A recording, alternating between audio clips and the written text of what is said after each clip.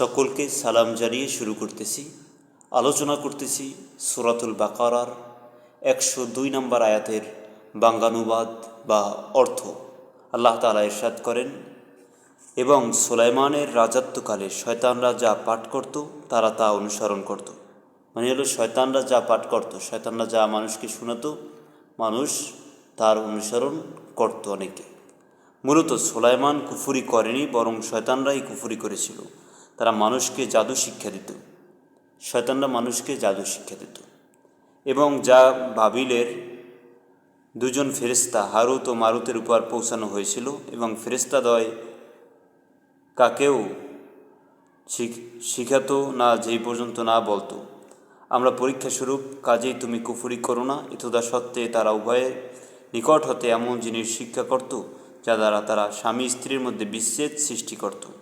এই কুফরি দ্বারা, জাদু দ্বারা মানুষের ভিতরে বিভেদ সৃষ্টি করার পায়তারা করত জাদুর মাধ্যমে।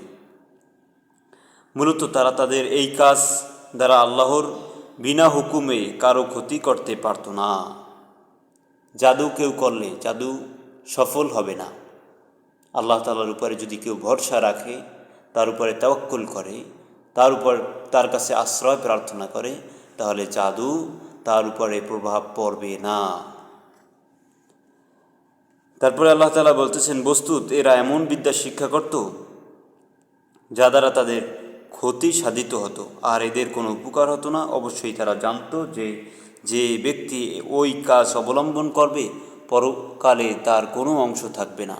তার মানে যে ব্যক্তি জাদুর কাছে যাবে, জাদুবিদ্যা অর্জন করবে, তার পরকালে কোনো অংশ থাকবে না।